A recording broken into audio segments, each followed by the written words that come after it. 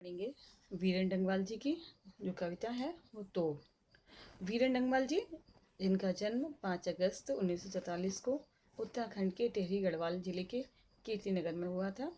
इनकी आरंभिक शिक्षा नैनीताल में, ये उच्च शिक्षा के लिए ये इलाहाबाद में पाई है।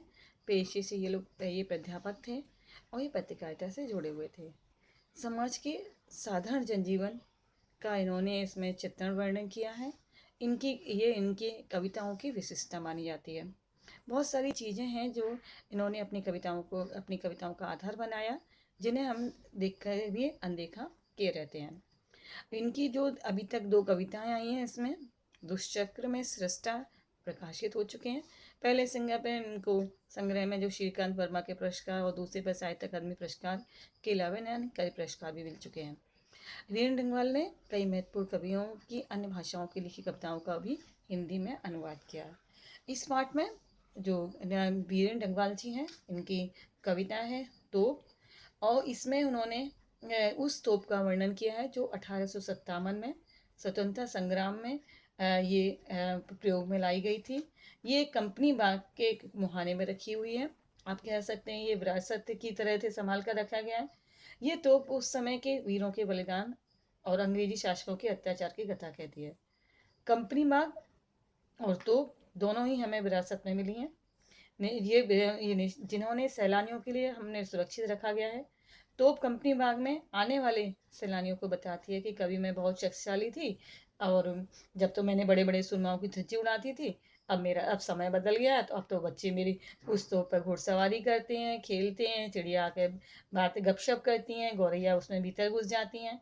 मानो बताते हैं कि जैसे तो चाहे कितनी बड़ी क्यों ना रही हो, कितनी भी ताकत हो, लेकिन एक ना एक दिन समय सबका आता है और उस समय के अनुसार उसे चुप रहना पड़ता है।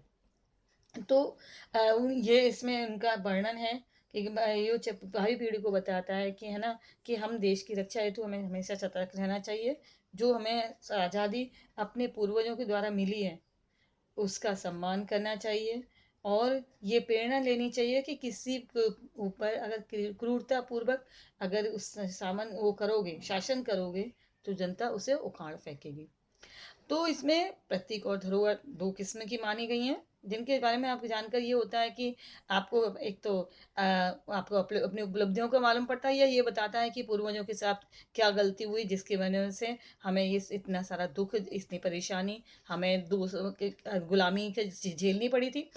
तो उन्होंने ये कहा कि जब ईस्ट इंडिया कंपनी ने भारत में आकर पहले आई तो व्यापार करने थी, फिर है ना शासन करने लग गए, और शासन करते करते उन्होंने पूरी तरह से हमें भी अपने पूरे नियंत्रण में ले लिया।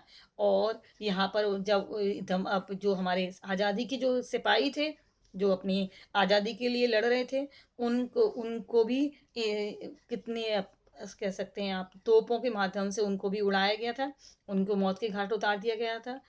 तो फिर भी इतने ताकतवर होने के बावजूद भी अपन जो भारतीय थे, उन्होंने अपने आप को बलिदान करने में कोई कसर नहीं छोड़ी और पूरी तरह से कोशिश करी कि कोई भी भारत में जमने ना पाए। और जो घाव हमने गुलामी के जिए हैं हमारे पूर्वजों ने, तो वो घाव हमारे दिल में अभी भी हरे हैं। भले ही चाहे तोप उसके काम क्यों ना ही हो, लेकिन इस तोप में यही बताया गया कि समय सभी का एक सा नहीं रहता है। अगर आप किसी के साथ गलत करते हो, तो कभी ना कभी आपके साथ गलत होने की संभावना बनी ही रहती है। कंपनी बाग के मुहाने पर धर रखी गई है यह 1857 की तोप, इसकी होती है बड़ी संभाल, विरासत में मिले कंपनी बाग की तरह साल में चमकाई जाती है 2 बार। सुबह शाम कंपनी बाग में आते हैं बहुत से सैलानी, उन्हें बताती है यह तोप कि मैं बड़ी जबर उड़ा दिए थे मैंने अच्छे अच्छे सूरमाओं के धज्जे अपने ज़माने में। कंपनी बाग एक स्थान है, उसमें वहाँ बाग है, वहाँ पर एक तोप रखी गई है जो 1857 की है, धर रखी गई है। इसकी इसकी इसकी संभाली जाती है, क्योंकि ये हमारे विरासत में मिली है। ये कंपनी बाग में रखी गई, तो ये 1857 की है। उसे है ना, इसके चमकाया जाता है उसे, क्योंकि लोग उसे देखने के लिए आते रहते हैं कंपनी बाग में। और 15 अगस्त, 26 जनवरी, 2 दिन इसको बहुत अच्छी तरह से चमकाया जाता है, इसकी सफाई की जाती है। और प्रतिदिन तो लोग सैलानी वहाँ पर जो पार्क में जो घूमने आते हैं बाग में, वो लोग देखते ही हैं। उन्हें ये बताती है कि कभी कभी कोई एक समय था जब मैंने जो भारतीय स्वतंत्रता सेनानी थे, उनके धज्जियां उड़ा दी थी, उनको मौत के घाट उतार दिया ऐसा इसने। और अपने ज़माने में ये काफ़ी ज़बरदस्त थी। तो इसमें इसके माध्यम से उन्होंने इसकी ईस्ट इंडिया कंपनी की है, तो उन्होंने बताया कि किस तरह से ये उस समय महत्वपूर्ण थी। लेकिन आज वो है ना, इसके केवल सिर्फ 2 बार ही इसे चमकाया जाता है, जबकि आपका 15 अगस्त होता है या 26 जनवरी। अब तो बहरहाल छोटे लड़कों की घुड़सवारी से अगर ये फारिग हो, तो उसके ऊपर बैठकर चिड़िया ही अक्सर करती हैं गपशप। कभी कभी शैतानी में वे इसके भीतर भी घुस जाती हैं, खासकर गौरैया। वे बताती हैं कि दरअसल कितनी भी बड़ी तो हो, तो एक दिन तो होना है उसका मुंह बंद। अब तो बहरहाल, अब तो समय निकल गया। अब जब प्रतिदिन जब जो बच्चे उसमें बाग में घूमने आते हैं, वो उसके ऊपर बैठ कर फोटो खिंचवाते हैं, या बच्चे घुड़सवारी करते रहते हैं। और अगर वो बच्चे नहीं हों, तो चिड़िया ही ऊपर उसके बैठे हुए अपनी बातें करती हैं। कभी कभी जो गौरैया होती हैं, वो उसके अंदर घुस जाती हैं। और वो बताती हैं कि कितनी ताकतवर थी तो, जो कि जिसके सामने लोगों को कोई भी लोग आता थे, वो मारा ही जाता था। और आज वो सिर्फ एक शो की, ये प्रदर्शन की वस्तु बनकर रह गई है। और आज उसका मुंह बंद है, बच्चे खेलते हैं, चिड़िया चिड़िया तक उस पर अपना दिखा जाती हैं, उसके अंदर घुस जाती हैं। तो कहते हैं कि इसमें बताया गया है कि एक समय आने पर चीज़ें एक वो हर समय तो सबका ताकत वो रही नहीं रहता है।